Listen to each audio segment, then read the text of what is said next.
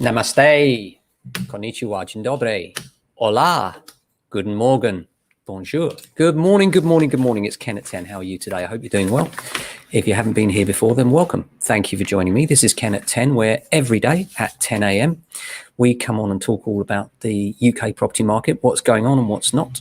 And we run an estate agency which is based in southwest London, southwest 16 to be precise. And we're in Norbury, which is a Zone 3 commuter area sandwiched between Croydon to the south and Streatham to the north. A bit of news about Croydon for you today, about the whole development with Hammerson, and I'll come on to that in a little while, so stand by for that. And oh yes, you might have noticed the background. We're back on Homes Under the Hammer again. And as you can see, that we're in Tooting this week, and you'll see that on the screen below. One of my friends actually commented that Ken at 10's on at the same time as Homes Under the Hammer, so it can be a little bit tricky. And I thought maybe we'll start a new one, Ken at 12:10, so you get time to see the show first. So how are you today? I hope you're well. As far as the weather's concerned here in Norbury, it's slightly overcast, a little bit grey, and it really does feel like autumn's already coming upon us, which is a little bit frustrating. You know, what happened to this African plume we were told about? And here we are thinking jacket, coat, you know, brolly. Very frustrating. There we are. Okay, a few bits in the news today that I caught my eye. The first one's in the Daily Mail. The cost of renting has jumped to a record high of over £1,000 per calendar month. And this is according to Rightmove, with some landlords now demanding deposits of up to 6 months' worth of rent. It's a strange thing for Rightmove to be saying, given that the tenants' fee ban forbids anything more than 5 weeks' renter's deposit. So what they're really saying is that landlords are asking for rent up front, because you can't ask for a deposit of 6 months, and you can ask for advance rent for the period. So I think that's what they're getting to with that. And what they're basically saying is that there just aren't enough properties out there. And that's really held true by another article in the Evening Standard, which I'll come on to in a moment. But it pretty much, they're all saying the same thing, is we haven't got enough property, and therefore the demand for rented stock versus its availability is a massive mismatch. And as London gets back on its feet, of course, what we're finding is more and more people are looking to relocate here, as traditionally they would, and there's just not the accommodation for them. A lot of landlords are taking advantage of the stamp duty holiday to sell some of their assets, meaning that there's just less available for people. Some tenants are being gazumped by offers by paying up to 25% more rent from other people. 25%, yeah. But we are finding that you know, there's a lot of people out there looking, and it's quite disappointing for people. It's really, really hard, you know, when you go and see somewhere and, you know, you see yourself living there, you want to pay the money and then you can't get there. It's very frustrating for people. On mortgages, the Daily Mail, they love a mortgage headline, don't they, the Daily Mail? They're saying that the deals now have the shortest shelf life on record, as super low interest deals sell out in record time. Of course, this is not financial advice, but it is a fact that these things are selling out in record time now. So you need to jump in quickly. Halifax's 0.83% rate on a 2-year fix is the current lowest, although it comes with a 1499 fee and is only available to those with a 40% deposit. We've said for a while now that, you know, the frustration is that a lot of these super great deals are not available for people with lower deposits. And I know that it's a risk profile that makes it so much cheaper, but I do think that there are many people that are fairly low risk that they could put these deals out to, and the deals literally go up so greatly for first-time buyers and people with low deposits. It just seems a little unfair. Other super low deals include a 0.87 rate with a 1,119 fee, also from the Halifax, an 0.89 rather rate with a 999 fee from HSBC, and a 0.94 rate with a 749 fee from Nats West. As I've said, this is not financial advice, purely for educational purposes, but you might want to speak to your financial advisor about those if you're looking. 2 in 5 young people do not understand mortgages, says the Daily Mirror. I'd say it's probably more than 2 in 5 people generally. I think people are a bit intimidated by mortgages. You need a really good financial advisor to describe in plain English what the principles are of mortgages and the difference between rates and how fixed rates differ from variable rates, you know, and the like. And then on top of that, we talk about income multiples. Furlough's a big problem at the moment as well. Basically, they're saying a quarter of 18 to 34-year-olds say a lack of financial knowledge is a key barrier to home ownership. And 39% were unable to confidently explain how a mortgage works. A survey of 2,000 people in that age group found the biggest hurdles to buying a first home were affordability, 73%, and saving for a deposit, 62%, and availability of suitable properties, 34%. A third of the age group rent from private landlord, while 1 in 6 live with their parents, and a fifth have a mortgage. Ricky Diggins, director at Bank of Scotland, which was behind the survey, urged young people to get advice from their relatives and bank. I think you should get advice from a really good financial advisor as well. I think that makes such a difference. Now, Hammerson, we all know about the big project in Croydon, and the redevelopment of the Whitgift Centre has been something that's been on people's minds for a long, long time now. And as you've probably seen, if you have been around Croydon in the last few years, it's just a sea of cranes with all the new tower blocks going up, with many overseas investors looking at the Hammerson Whitgift shopping centre adventure into the new mega shopping centre as the reason for their investment. They're going to be bitterly disappointed, I'm afraid, because an article in the Times today says the 1.4 million redevelopment of Whitgift shopping centre has been abandoned. We've been saying this for a long time. It comes as another blow to Hammerson. The property group was already suffering from a decline in demand for physical retail, even before it was hit by COVID-19 lockdowns and restrictions that forced its centres to close and contributed to the sharp declines in rental income and property valuations. Well, it's no surprise, but for a long time now, we've been saying that the Hammerson development is doomed, and it's a great shame for those that have invested so heavily in banking on its coming. We had a lot of money, a lot of overseas clients as well. A lot of Chinese money came into Croydon when the Hammerson Westfield project was announced, and that was some years ago now.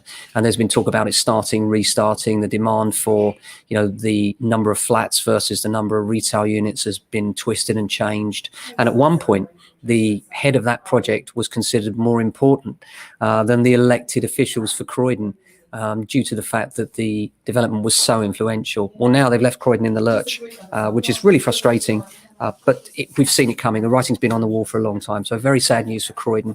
Hopefully someone will step in the breach, but I don't see it in the short term. I think there needs to be a whole new rehash and thinking. With a shortage of homes everywhere, perhaps a lot of those units should now be repurposed, and we need to get some sort of other development going in that area, because now it really is a different place, Croydon. It's not that vibrant city centre feel that it used to be. It's all been on anticipation of the new Westfield shopping centre coming, and now it's not there. It's quite devastating for local residents. Very frustrating. Outbuilding fires have risen amid the lockdown. Well, of course they have. Everybody's working from these outbuildings. They're powering them, and often not very well. We're trailing extension leads everywhere. Apparently there's loads of fires that have been created there. So yeah, don't forget to look out for us on Friday the 31st of August on the Beeb between 10 and 11, looking at a property in Tooting.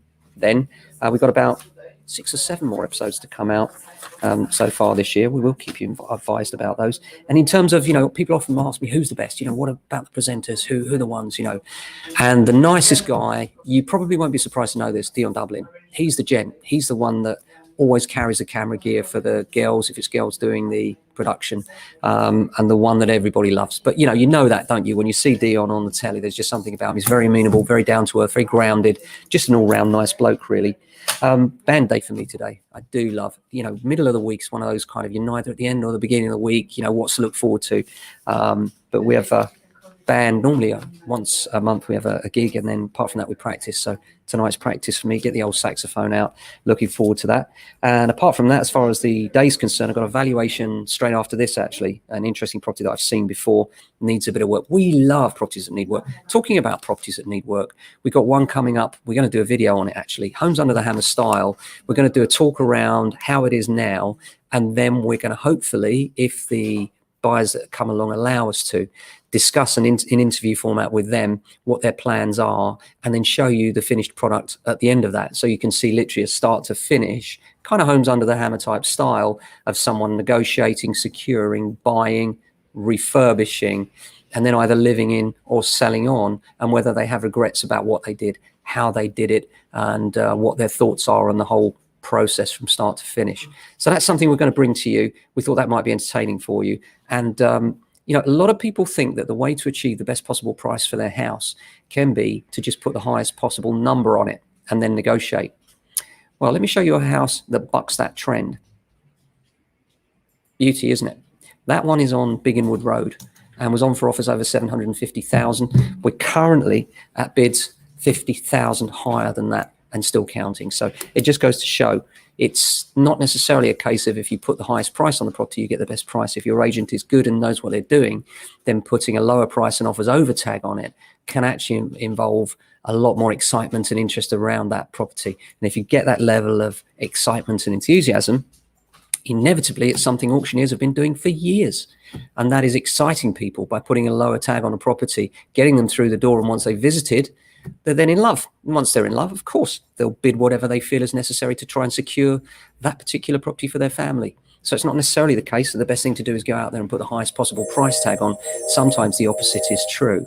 But yeah, we're looking forward to doing that for you with that property on Hillcote Avenue, which we're still negotiating with at the moment. Again, multiple offers way over the price of offers over that we're asking.